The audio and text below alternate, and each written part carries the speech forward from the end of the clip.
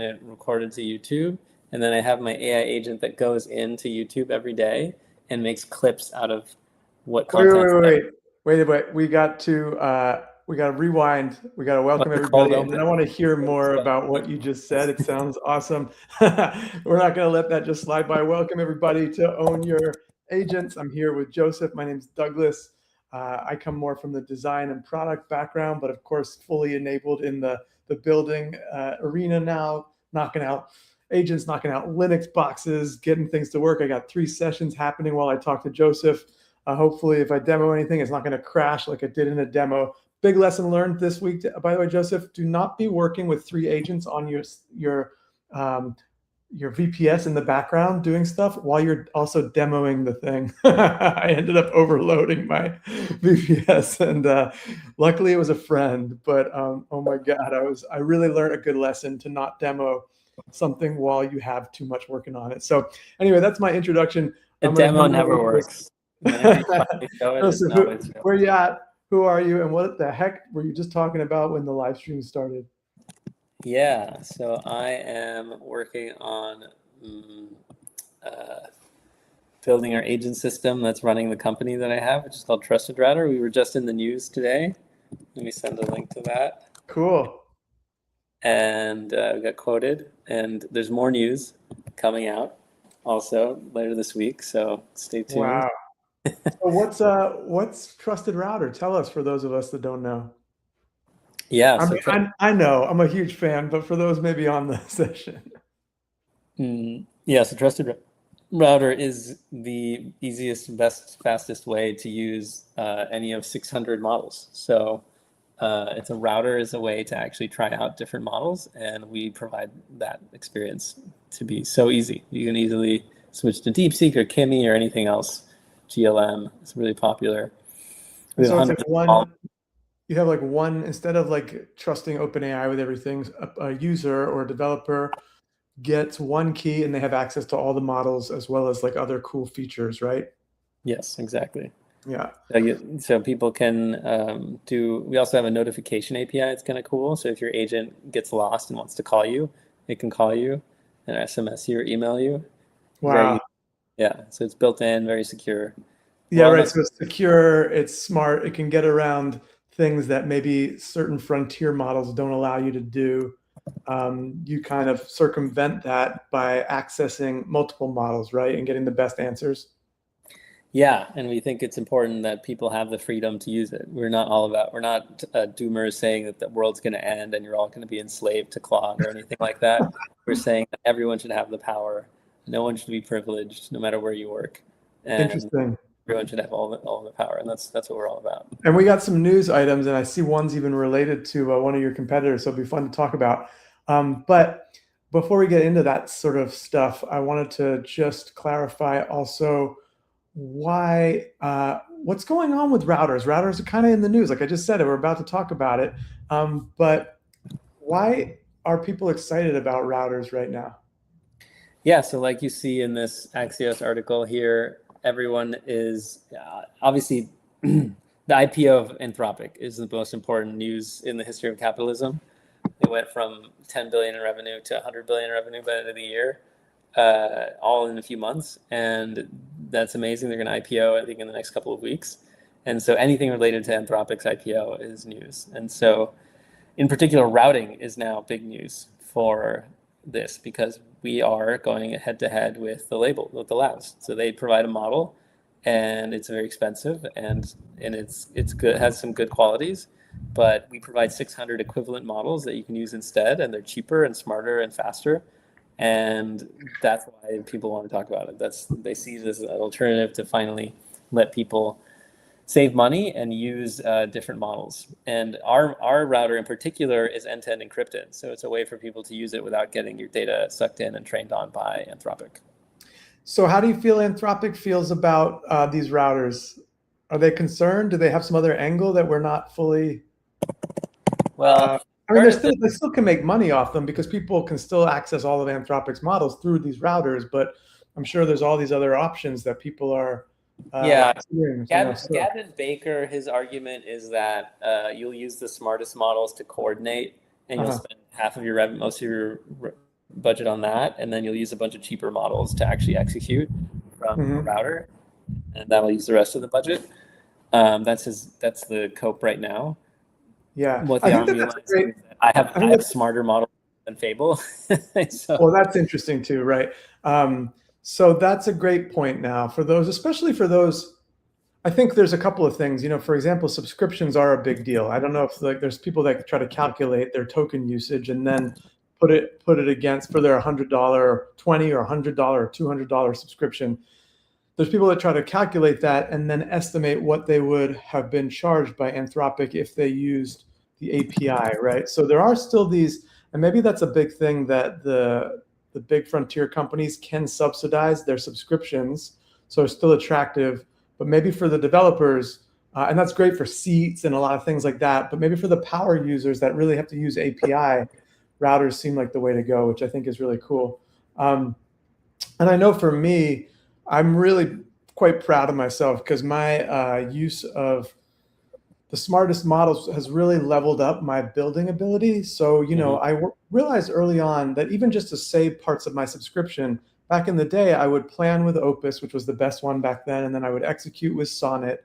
And now it's like I've leveled up that I plan with Fable, and then I get, because I'm on Codex as well, but I've found that I feel like there's benefits, pros and cons of both Codex and Anthropic. But for a lot of my complex coding, I use Anthropic, and so I do the planning in Fable, and then I do the building in Opus now. And so what that's enabled is me to go from, and I was quite proud, like I went from back and forth prompting. That was my early way of doing it, and it was like expend like so many pasting from the chat. No, like going back, like in the chat, but just going in code back and forth. Like every time I wanted something updated, and not only was that slow, it was wasteful for tokens. I didn't fully understand. And then I started to like make plans, and then I started to actually get these runs of like 15 minutes and then 45 minutes. And then now with these Fable planning sessions where I ask it like, hey, new feature for my app, check out the app, understand it. I want to ask you to build this new part of it or whatever. I'm building like this, I'll show it later. I'm building an agentic platform I just launched it for a client and they're really enjoying it. And so now I'm figuring out what I'm going to do with it. But what I'll do, so say Fable, here's the code base, here's like the context, here's what I have. I've gotten good at documenting my projects. Fable reads that and I'm like, now I want to build a new project or a new part of I want to build a new feature in this app, okay? You're not going to be doing anything. You're just going to be understanding the big picture. You're going to be really helping me brainstorm and think through this feature. You're going to make sure that we plan it super tight, and your end deliverable is going to be a really pretty handoff prompt and a related document that we're going to give to Opus. Okay, you're not doing any code. We're going back and forth, and it's awesome. The process is a back and forth process where we plan sometimes for an hour. I'm talking to Fable. I might use 5% of my week allowance of my $100 plan on just that. But then I'm ready to go over to Opus and then actually do the build. And so some of my builds have now like spread the entire weekend, I think is my longest on one epic that it's set. And I still have some human touch points like, hey, give as much autonomy to Opus as possible. Ask it for what ask it to ask me up front what it needs to achieve its goals, to create its own test suites, and to not bother me as much as possible, but bother me if it needs to, because I'm here to help. But like, so don't go down crazy things because you don't think I'm here. I'm here, but just try not to bother me. And that's what's now enabled me to have these epically long build sessions, and it's really been cool to see. And some of that's even epically long means overnight or what? I often will leave things overnight. Now, actually, Claude has a really good, I just noticed it's now I use anti-gravity for like my work, but even if you use Claude itself, whatever, but it now synchronizes to your phone of what it's doing on its various sessions. And so before that was happening, what I had to do was I used Google Remote Desktop from bed with my fiance, from out and about at the lake. And I would Google Remote Desktop in on my phone, zoom in, because it was my screen, and zoom in and kind of like click and then type. But now it's in the Claude app really nicely fully readable. I don't have to log into, this freaking Google remote desktop. All that to say, I can continue my work while I'm out and about. And so I often will leave things going overnight, but most of my processes are within about 2 or 3 hours. So it only gets so far overnight. And I usually end in the morning. I arrive and I got something to give feedback on or whatever. So I haven't mastered like the longer than 2 or 3 hour process. So I'm curious, I know you sometimes let things run for a long time. How do you, are you constantly watching your agent's work? How do you even think about how to give it something for that long? Yeah, I do find I look at the agents and read every bit of it because they are, unless they've done something very similar before, they kind of get pretty lost and make a bunch of bad decisions. So I have to really monitor it. I sometimes have some tasks that are much bigger though, but they've done it before. Like I'm adding providers now. I have more providers on our platform than any other router. Wow. And so, yeah, so that's a pretty straightforward process now, but sometimes it takes a while to like get it all, sync it all, get all the right models, integrate it, deploy it. It just takes a while. Okay, well, that's a great, and before we get into news and like anything we want to show, that I think is something cool to just talk about right now, because we both got these active things that we're working on, but I want to focus on you for a second. You got Trusted Router. It's an awesome tool. Like, honestly, I talk about it all the time because it's like more secure. It can be smarter. It can be cheaper. It can be full on access to all these different routers. You're not sort of pigeonholed or, what do you call it? You're not boxed into one frontier lab. So many benefits. Like it's almost like, where's the catch? And there really isn't a catch, which is super cool when you're pitching this thing. But you're super smart. You got a great product. You are also busy. And so you are also, though, agentic. So you've got this tool. How are you? And you've got, like you just said, one aspect of it is maybe adding new providers, but you've got other things like you're doing some great marketing. You're creating content, or you're creating blogs. Like, tell us a little bit about how you're using agents across your business with Trusted Router. Yeah, so I just started playing with this and I think it can be a lot better, but I have one agent that every week analyzes all of the hits that I'm getting on our SEO pages and then figures out what is not performing well, what could perform better. And it integrates all that information and then makes some recommendations like, oh, you should improve this thing, you should make this one higher, you should create a new page about this.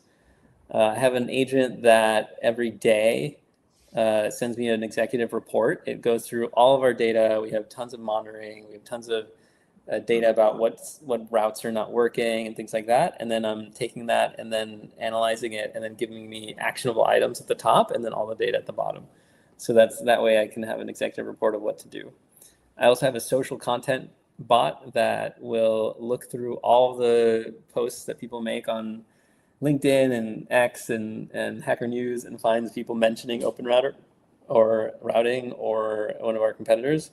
And then it says, oh, you should comment on this one. You should, maybe you should talk about this. And then it links a blog post that I wrote already in the link, because people like these blog post links that elaborate. And it tells me that link to be tracked. So that way I can track, oh, is this actually working? Like, is there ROI on this? Because that way I can have a direct number on how many users I'm getting from these trackings. And then finally, when you share something online, you have a special link to Trusted Router that monitors whether that was effective. Like, yeah, where they clicked and then made a user. And then also I have a one that posts 3 times a day. So it posts on Hacker News, X, and YouTube, and it's taking videos that I have from this chat that's recorded live, and then it's like zooming in, finding the interesting parts, clipping a few seconds out of it, copying the transcript, and then posting me with that transcript. And if I had a big team, they would probably be doing something similar, but now this is just doing it on its own. And people like that because they're so used to having all these bots write terrible AI slop words, and instead now they get to see a person talking. Like, oh, this is a real person. At least for now, this is real. This is really us, everybody. Cool. Yeah, all right. We haven't replaced this with bots yet. And so, and then also actually the code base, the actual app that users touch itself, you are agentically building. Are you checking its code nightly? Are you checking documentation? Like, what are you using agents for in the actual tool itself? Well, I want to finish this one. So I'm finding that the videos, it's hitting the limit. It mined all the interesting parts, and then it's hit limits because I'm posting 3 times a day. So then it's telling me what limits. You should talk about these 5 topics in their next video. Huh. Like, it's telling me what to do. It's telling me what, and then the only thing I'm doing is like sitting here talking about the different things. Like, oh, we had this time we built this evaluation platform, or this time we like built this system better than Fable, and I just talk about it, and then it will take care of clipping it, putting it together, and then posting it. And so every day now I get homework tasks to record my face. Maybe that's the future. Maybe all we'll do is spend a couple hours doing what the robot's telling us to do. Yeah. The robots will handle how to turn that into money somehow, turning your face into money, and then you spend the rest of your time using the money, the gold that you're bought to pay for probably a lot of the token usage and subscriptions or whatnot, which I want to circle back to in a second. To pay for its own token usage. Yeah, it's kind of it's actually what's happening in the world of AI right now. It's like, hey, I'll pay you, and then it'll come back to me, and then I'll pay you. Yeah, we're almost like a cow there. Like, we're told what to do, and then we like get milk and money for the. I mean, I have my OpenClaw agent, which I finally got working to how I like, and I've synced it with my Google Contacts, a specific group. I'm doing a lot of outreach right now and reconnecting with old friends who are in like the tech space. So I have it connected to a Google Contact label that I've made like 30 contacts I want to like reconnect with. And then I got it to scrape a couple of 100 connections from LinkedIn who have tags with words in their descriptions that I want to see if they might be relevant to connect with. And I got those all imported into a nice UI in my OpenClaw, and it just sends me 5 every day to reach out to. And it sends me a message that I could include, but really I generally write my own messages. And so I like that what you're saying is like having keep you on track. It's a little bit of like, I can just relax because OpenClaw or my agent's going to tell me what I need to do or what other agents I need to tell to do stuff today, which is kind of like funny. We don't necessarily, it can be stressful to have to be the manager of them all. Maybe there's a manager above us that can treat us, be like, hey, today, actually, all you got to do is think big picture. Like, don't worry about anything else. Just like, you're going to the lake with your family, no tasks. I got the things in the background for you. Just imagine what life could look like X, Y, or Z. I mean, I love that idea. So one thing though, I did want to chat with touch on was it sounds like, first of all, it's very impressive because you're a rarity that you come with lots of skills, but then the ability to learn lots of other skills like marketing is not your background, but you've read some books, you've done some work on it, you've figured out what makes sense, and you're now putting the time into creating these agents and seeing what works. I'm curious, like, what tools you're using. Are you using how much you're spending on these subscriptions or tokens? Like, how much? Because what you described to me makes me think of like, wow, that's probably at least like 5 subscriptions that he's chaining together with APIs. But maybe you're not. Like, maybe this is just with 1 subscription, but I do have 5 subscriptions because I'm doing pretty sophisticated work on the back end as well.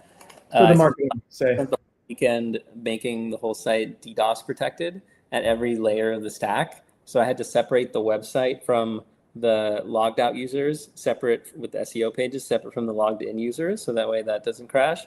And then I separated the core of the routing separate from the control plane. So I separated that as well. And then I also had to separate the database a bit so that the settle box and the billing will happen asynchronously as well, so that we also have uptime there. And of course, you have agents to help you with all of those tasks. Yeah, so they had a lot of agents running in parallel to fix every little bit of it, and it's a bit of work to like coordinate that. It's supposed to be a little bit complicated because even for the social media thing, I'm realizing it would be good if my social media thread were finding everything people are mentioning and wrote a report, and then if my social content generator thread read that and then made content based on what it learned searching. So it's like they're separate threads, but if I'd have to like make them dump into I do have it in a spreadsheet. I just have to point it just so that they can communicate with each other. No, that's so fascinating. You talk about that because like if we're not careful, we could just be inundated with reports from the results, and that's actually happening. A lot of people are, feeling like AI has created lots of efficiencies, but it's also created a lot more work for us of things to review. especially as we do more projects. I mean, we have multiple apps and fun things, and constantly these things need to be fixed or whatever, or they're sending us reports. And this new tool that I created for this client is producing reports, both for the client and also for me on the back end. And some of those reports are to like fix documentation or to consider fixing bugs. And I did that on purpose because I want to build trust with the system. But then it's only a matter of closing that gap, but where one agent is doing the reporting, it reports to the other agent that will do the fix. And then it's just like the connecting of those things. It's like, but right now I'm the bottleneck, but purposefully, because I don't want it to be doing anything crazy without me trusting it.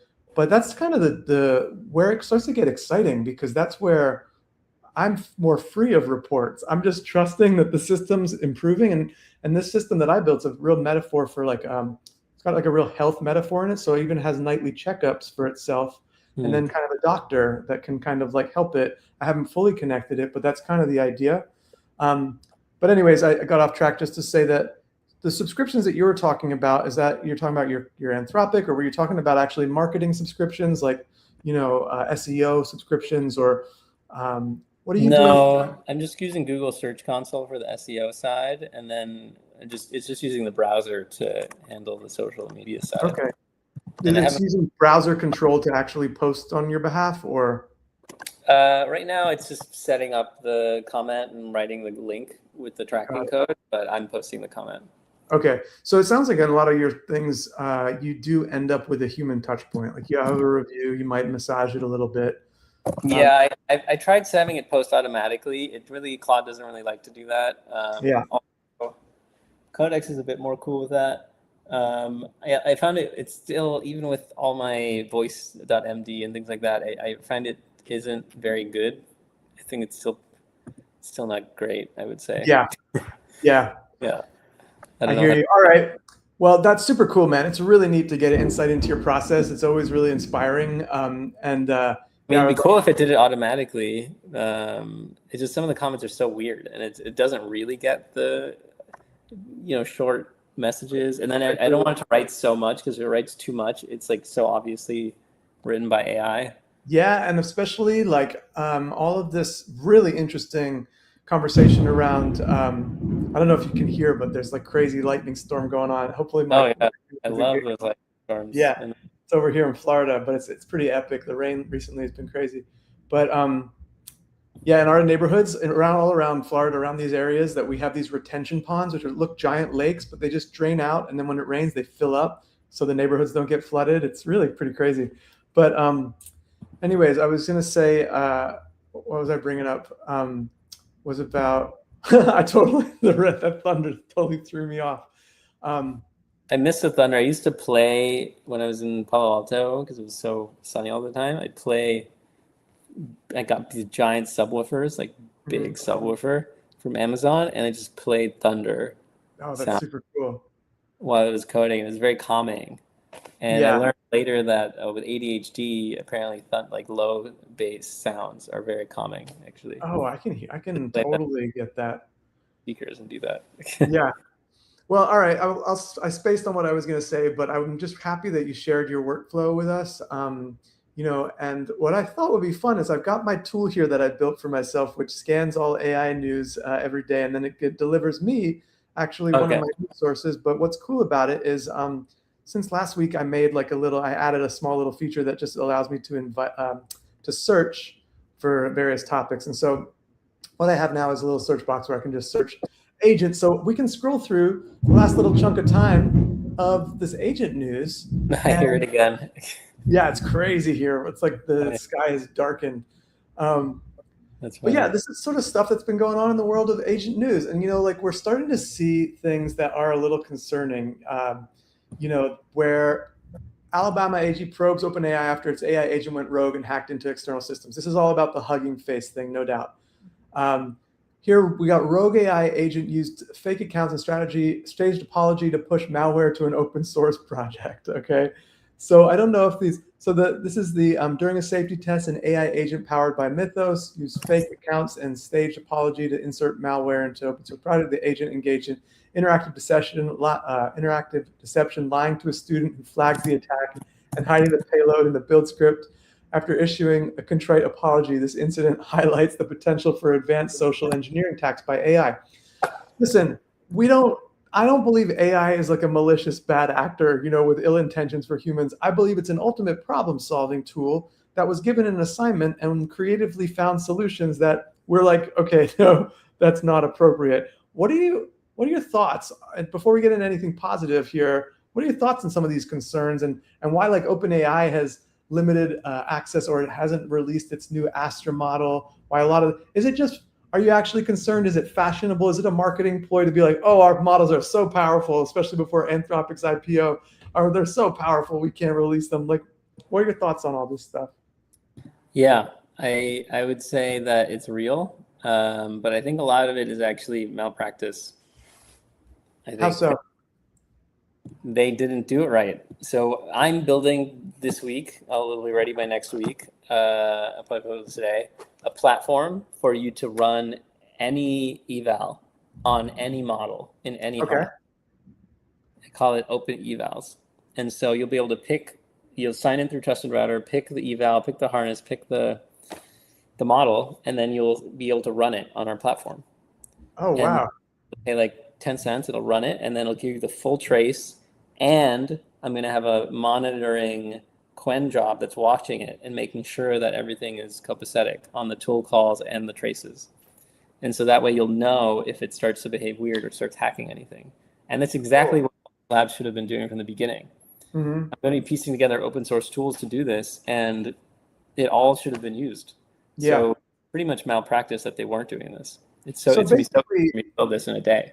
It sounds to me like we have created this unbelievable intelligence that is now at this point moving at a speed and with a level of detail and like macro level of understanding that is, above and beyond in a lot of ways humans to react quick enough to act on it. And so the only answer is kind of using, first of all, proper evaluations and proper safety protocols, but also out in the wild, especially when it comes to like open weight models or open source models that people and bad actors might have access to.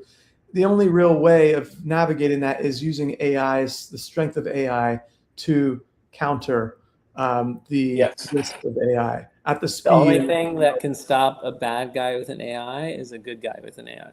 Yeah, exactly. And so that's what we're really hoping for, and like to be able to equip. And is it going to be on a private level? Is it going to be, this is going to become a governmental level, geo level, like orchestration where it's like countries have to work together because the risk is getting so great? Like, where do you see it? Is this going to be Manhattan level, Manhattan Project level? Is this going to be where China and America has to be like, hey, we might disagree on a lot of things, but we need to agree on this? Like, can you imagine what that future is like, what we're going into, what that looks like? What one engineer pointed out is that what's happening with the hacking tools is similar to what happened when we had open source fuzzers that got launched. What's a fuzzer? And fuzzer is a cybersecurity software that will try every possible combination of a password or URL or something else, and they're able to hack into things using this randomization. And so when that fuzzing came out, it like broke a lot of systems, and people had to spend a bunch of time fixing all these security holes, but then they got fixed, and now we have best practices that fix everything. Same thing is happening now. It's not like it's going to like nuke the whole world. It doesn't make any sense. What is happening is that we have to spend a bunch of time fixing a bunch of holes in the. Yeah, I mean, I'm listening to the moonshots. I listen to the 3 podcasts, but my number one is like there's just so many episodes, like 3 a week of like 2 hours long, often, of the moonshots with Peter Diamandis of the X Prize. Super amazing, and then he's with like 3 other genius level people talking about big ideas, and a lot of it really after this episode, I feel like I've come out of a sci-fi like Star Wars moment. But there is concern of like there's going to be something that really, like back in the day when credit cards were being used online, or Bitcoin's being used in insecure wallets. There's these big like newsworthy moments that focus towards solutions of like better encryption, of like better business practices or standards, of just the average public being like, damn, I better be careful what I connect to. whether that's just an OpenClaw that deleted someone's hard drive, or whether that's your personal banking account to an app that's meant to help you with your finances, whatever it is, like there's going to probably be some messy things on both personal levels and probably business levels, maybe even on government levels, before things get easier. Yeah, what do you think about that? Have you read the situational awareness thing? What happened with Leopold? Well, he wrote an essay called Situational Awareness. Have you heard Okay, I didn't read it. Yeah, it's long. My father-in-law mentioned it, so I read it. Here, I'll post it here. And, oops, that's the original. This one. So situational awareness is an essay, and it talks about, it was published 2 years ago, and it talks, I thought it was, originally I was like, this is crazy. It's saying that like this will take over in 2026 and all this is going to happen. And if you read it now, 2 years later, it's correct about everything so far.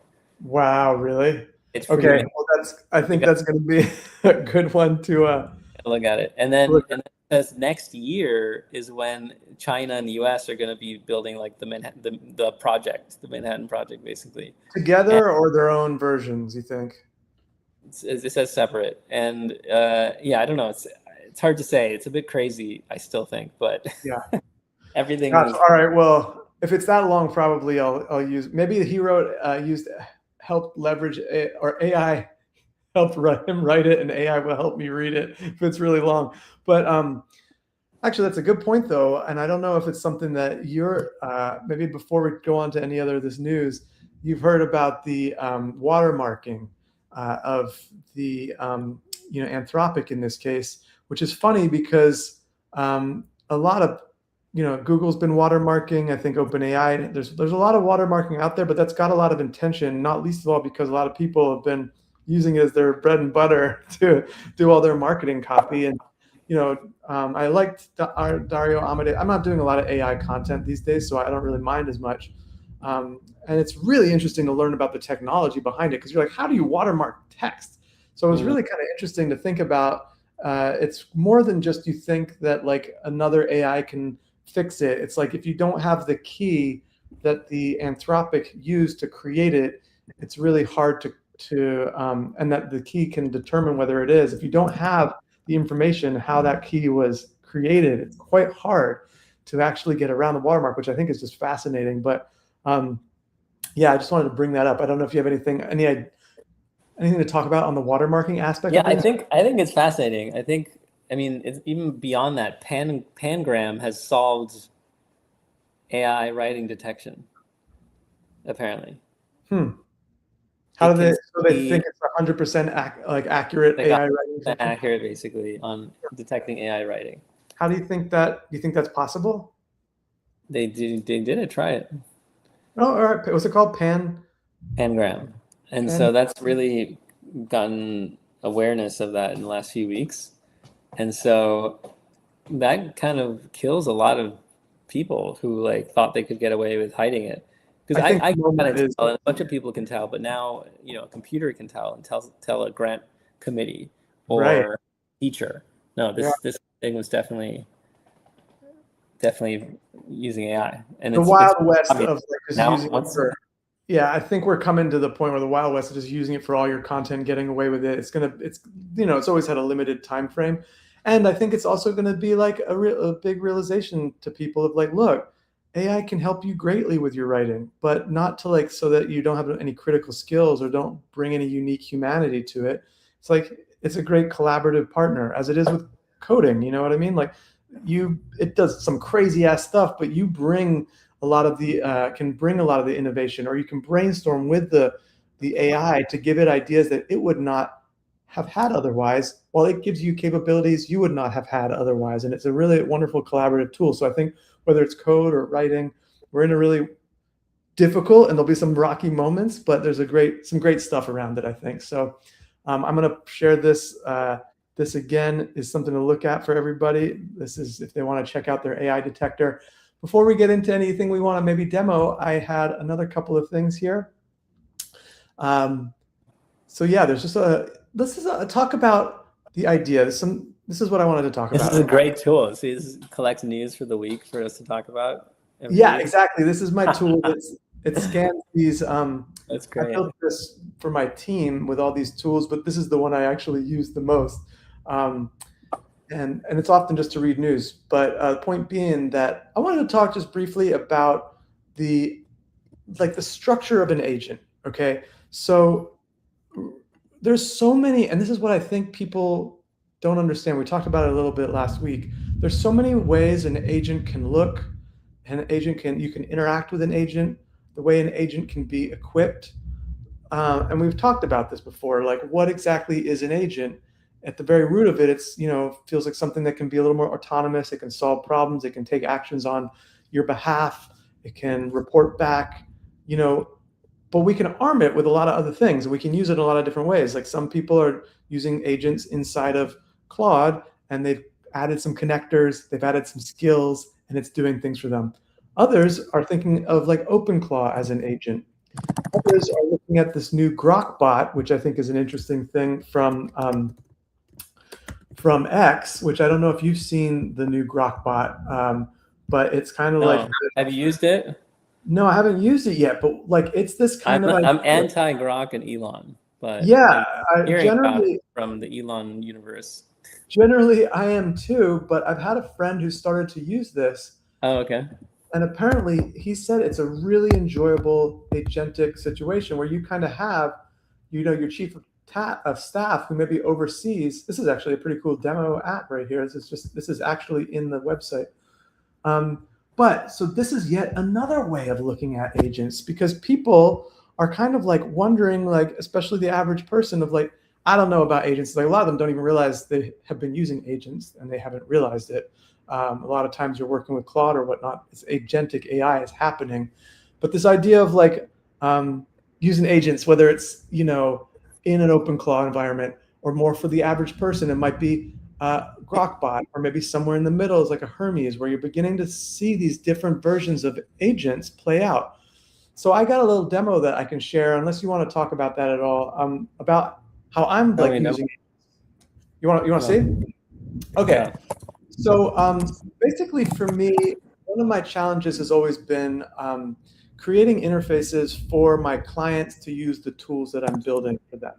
So I recently created a platform for and I'm going to show you this. I'm going to show you what the executive sees. It's super simple, but it is like this. It's a UI that's very simple, and these are the tools that they have asked me to build for them. And this is the beginning of like the agents that they have access to. What's cool is that there's a little brain down here that gives it access to the agents it can chat with. It's page aware. It's also got context. For example, it can talk with any of these things that they want to talk about. And then they can click on these tools that I built for them. In a lot of ways, this is combining, and I built this agentically, this is combining lots of data sources that helps them with their revenue, that helps them monitor lots of websites that they run. All agents are checking on this every day and reporting back if anything's down.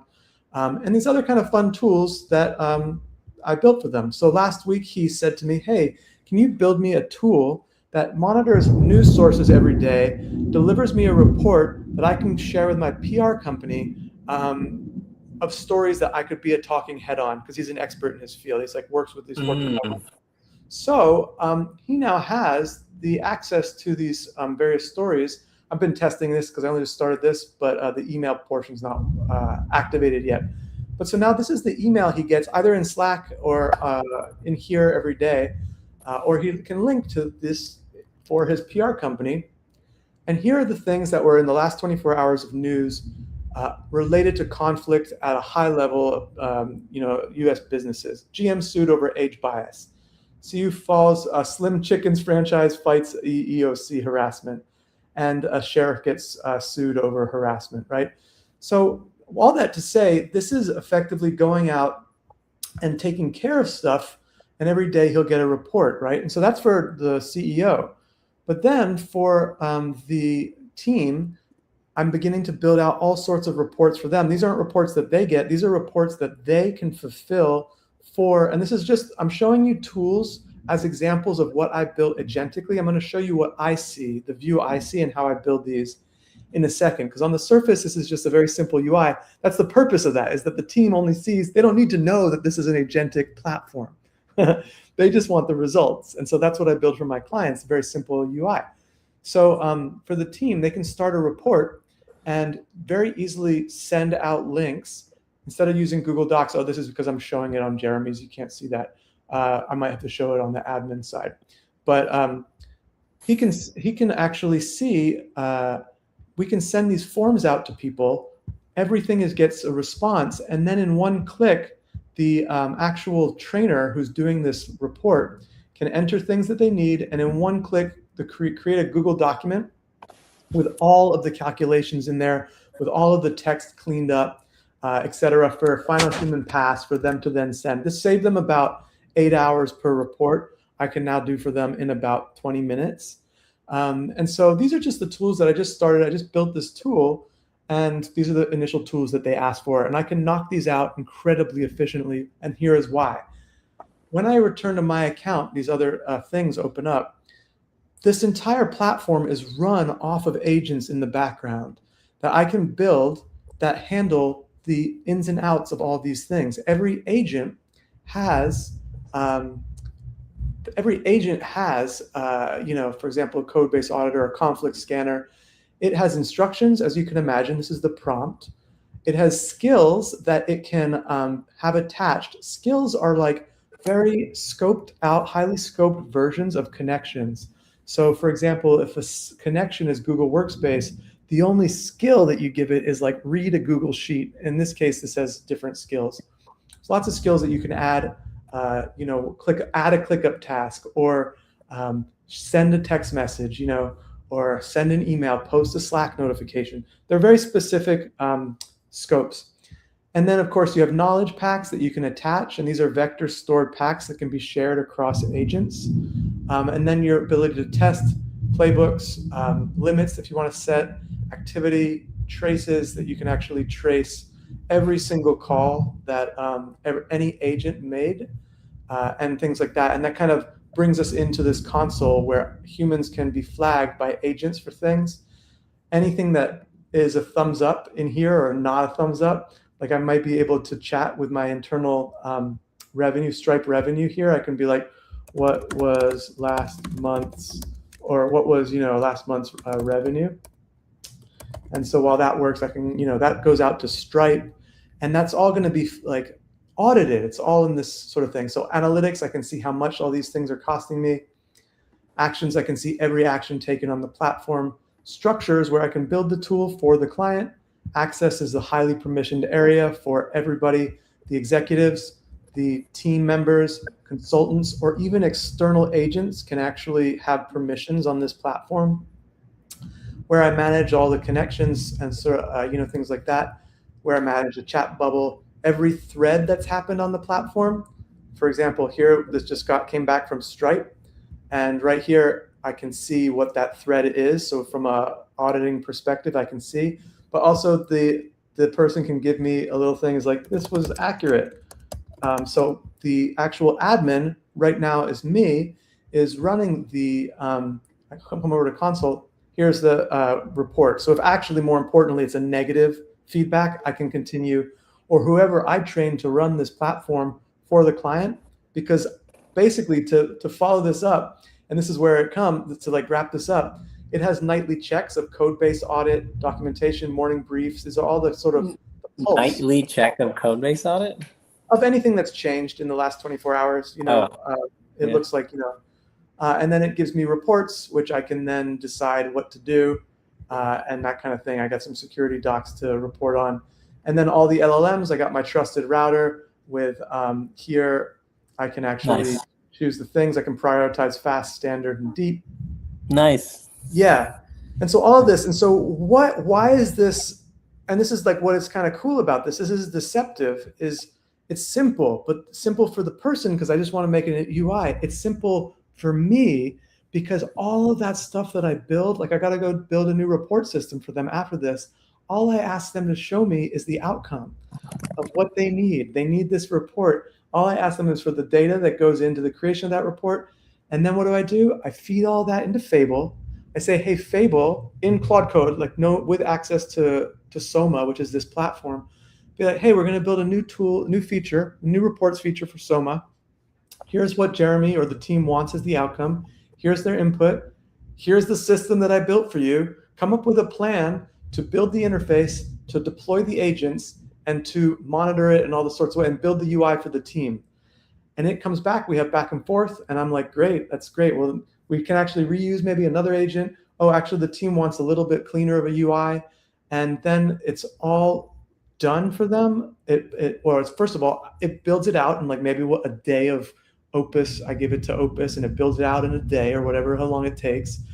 Within a few days, I got a prototype to show to a client on a platform that's completely scalable that drops the results in a Google folder that we've connected to the client that's linked with their Go High level, linked with their ClickUp, depending on where their state is. And so this is now where this is at. Like, this is super exciting for me because for me, it's become enjoyable now. Like a client maybe used to come to me like, hey, I got this crazy project. And I'd be like, God, how do I build this? And I'm like hobbling together solutions. Everything's in different places. One might be an N8N scenario. One might be a make.com. There's a form somewhere that triggers it. And now it's instead, I've got this backend that works. Like I've created a backend that works for me like I work. And so now I can deliver. And so my day is very enjoyable now. It's coming up with creative solutions while then the agents do the work to deploy on a platform that I know has my back in a secure way. And that's why they're using like Trusted Router in there. I can actually offer the client their choice of LLM. And in time, this could even be built. This is a custom Linux box installation.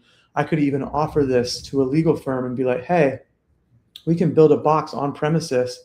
And with my partner, Trusted Router, we can actually have the important stuff stay on box and then go out to the cloud for non-private stuff. You know, with the sort of stuff that you're building, we could very easily partner up on like that kind of a solution for a high value client, which would be, you know, super cool.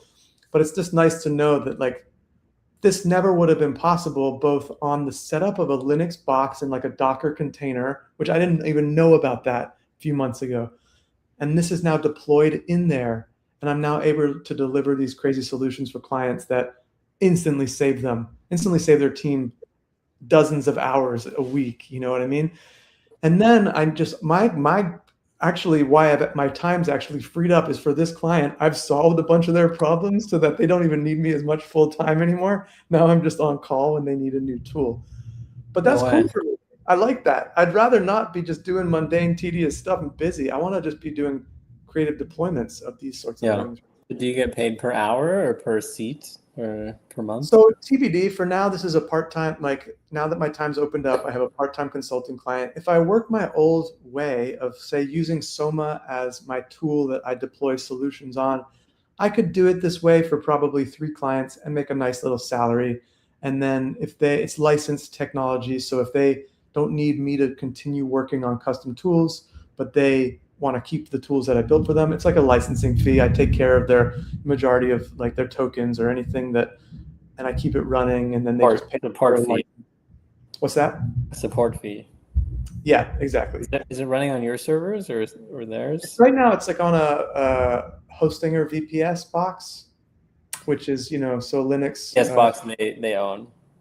They're running. It's actually they pay the monthly $20 a month for the 4 or 8 vCPU hosting box. It's not a physical box, so they don't necessarily have root on the account though, or the password.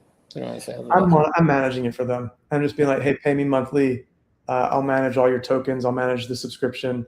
I think they just pay this $20 a month subscription. I'm like, I'll try to keep that as your cost for this platform, and then you just pay me, so I don't know. Like my plan now is I'm sharing this with some more technical people than me, being like, hey, is this a cool tool? Like, is this something that could be productized more? Is this some guy actually already offered me a full-time job after I just demoed it? He's like, that's cool that you know that. Would you just come work for me full-time and I'll offer you support and we could build this out, or you could work with my company on tools that we have like this. So it's kind of cool like that. I wasn't expecting that as quickly with like my first 5 or 10 calls I've had I think 5 calls, which is kind of funny. It's like sometimes we do these demos and no one wants them, but then they've sort of proved our value enough for someone to be like, hey, I don't want that, but I want you. That's actually how my last job happened. I built a tool that nobody wanted, but I got hired because it was cool enough. So I'm open to those 3 things. Those are my 3 directions I'm exploring is like, do I stay consultant of just a few clients and kind of small potatoes? Do I try to productize it? Or do I show this to somebody who just is like, hey, this is super cool, come work for me? And maybe they get the technology too. I don't know. Yep. But for now, it's super fun, man. And it would have been possible, you know? They're offering you a job because they see like, oh, this guy's AI native. Let's try to hire him in, but underpay him for the probably it's like dollars worth of honestly underpaid at this level of what people are getting paid. Underpaid salary would probably be more than my consulting last year's consulting. Yeah. Yeah. Also, what I agreed to, it had to go part-time with this client because what I agreed to last September in terms of my value after the last year is like, I don't know if I've doubled what I feel like I'm worth, but I've definitely, 150% of like what I agreed to in November or September. Totally. Yeah, you know a lot more than you did 6 months ago. Yeah. Our capabilities, all of us are growing, like your capabilities are growing. And so those of us who are like riding this wave, and so that's the kind of thing. But it's just a fun, ultimately, like if we know how to ride this wave, all this stuff can become so much more fun. Like you're learning about marketing. Like, did you ever expect that you'd be learning and deploying marketing strategy? It's fucking crazy. Did I ever like figure that I'd be learning and deploying Linux boxes? Like, are you kidding me? Like, I didn't even know what a GitHub repository was less than a year ago. Like I didn't even have one ever. Yeah. And so, this is this great opportunity for us all to use these agents to help us level up, fill in the gaps of like where we're lacking, and then also know still where like human partnership is so valuable. Like I feel like I'm scraping the limits of some of my technical abilities. Ultimately, I'm a prototyper. I'm some sort of a builder. I love thinking. I love talking with clients. I love coming up with solutions. I built a cool prototype that I think is really impressive for me. However, talking with more technical folks, they'd be like, hey, this is super cool. You've done a lot of great things. I could see how we could build this in a better way. I'm very aware of, just like if you like would actually go to a marketing company and be like, hey, I've started to do this. They'd probably be like, well, it's super impressive what you're doing with SEO and repurposing your content. Really cool. Here's what we would do like for you. So I feel like knowing whether it's when to partner, I think is also really interesting in this day and age where we can kind of do everything. Right. We can all do it alone. When do you partner? Yeah. That's one thing about what I'm doing though. I like that I have so many partners that I send tokens to, like my partners. And then I have customers as well. So I'm kind of connecting it as a marketplace. Yeah. But I'm like interacting with CEOs all the time. There's like dozens of CEOs that I'm partnered with basically. Exactly. That you've teamed up with to help them move over to Trusted Router? That's the customer side. And then the providers are selling tokens. So I have hundreds of providers on that market, on that side of it. Wait, so you're talking to CEOs of like providers, of LLM providers? Yep. And like making arrangements with them, connecting to their systems, being one of their trusted routers. So that's what's going on. So trusted route is not, you have to build those relationships. It's not just about getting their API token and then being one of their, that's really interesting. Of course. Yeah. Yeah. You're more than just a sort of API user to them. And that's interesting because it's like, where do we see our roles like changing as we build these things? Like, do you want to be working in the trenches as much with all these agents and all this code? Like, do you see yourself actually? Yeah, I thought it would be too much, but actually it's kind of fine. Like when I start feeling like it's too much, I just tell my agent, hey, it seems a bit overwhelming. And then it like designs a whole new flow. And then it's. That's so cool. That's like actually with my OpenClaw when I wanted to do this outreach and I was going on vacation and I kind of aggressively was like, oh, next week during vacation, I'll start my outreach. And sure enough, on Monday, it sent me the 5 people. I think I told you this story, but it sent me the 5 people to send messages to. And I was on vacation and I was chilling with my family. And I was just like, you know what? I realized I do not want to do any of the work I told you last week that I was going to do. Please defer everything. And I'll start that next week. And all I want you to do is send me an inspiring something every morning and with no deliverable. And it was like, no problem. All your work's deferred. And here's the thing, like the next morning it was like, hey, no work's needed, just for today, think about like how you want to feel in your new job role or whatever. And I was like, that's Wow, so nice. nice. That was so perfect for my vacation. So I think like, yeah, I mean, it comes back to Great helping, Bob. helping our agents, owning your agents and not letting our agents own us. I think that's a great place as we kind of wrap this up. Is there anything else you wanted to cover today? No, it was really great. I'm excited for next week to show off my new evals platform that anyone can use. I think that's great. Yeah. I think that's great. Yeah, I'm sure I'm going to have some more demos for you next week too. I think it would be great to, you've built a company now. I built this tool that I'm really focused on, and I love that. And maybe we can also bring in somebody who's really got something to share. We're always open to guests. It would be fun to find somebody. I mean, ultimately, we're not doing a lot. It would be interesting whether we can demo some of the ways we work agentically, or like there might be something there. Like I'll think about it this week. Like I'm so in it. My fiance's always like, you should document your work and your processes because it's really freaking cool. But I'm just so in it. I'm not also thinking about documenting it. I'm always impressed by people who do that. And maybe it's like the intention is just to be like, okay, I'm about to start something cool. Let me document it. And then just like like just doing some screen recording of the process. Like if we're just put in pod.md, just document everything I'm doing. Yeah, exactly. Actually, I find do you have a blog? I do. So you can have a little recipe that's like always blog. Just you might blog 2-3 times a day. Just like when you're done with a project, just say blog it. Like just have the AI write everything. It's gonna be bad and like way too verbose and like way too detailed. But that's great because when you forget about it 3 months later, you can look at it and be like, oh yeah, I forgot all these details. Like, I mean, well, you know what? I guess I do have my blog, and I got my today, and he was like, oh, you should be able to do this, and I was like, yeah, I built that a month ago. Here's the blog post about it. Go use it. Yeah. And I guess I do that a little bit. I just don't do it frequently, and I don't do it that well. Like this is kind of like how I sort of set things going when I go, paddleboard. You gotta like not review it. You gotta not review it. Not like you just gotta have your AI just say AI post it here. Let it figure out how to post it. You just gotta like in the thread, just it has the context, so it knows what you did. Just say, hey, you write it. Don't let me think about it. That's so interesting. Man, well, listen, inspiring as always. It's about time to wrap up. My final word for the day will just be stay curious, people. Stay curious, and that'll allow us to be creative and continue riding this wave. Joseph, you got any final words? Yeah, own your agents. Routing is coming after Anthropic. Check out this article. Watch your backs, big labs. We're coming for you.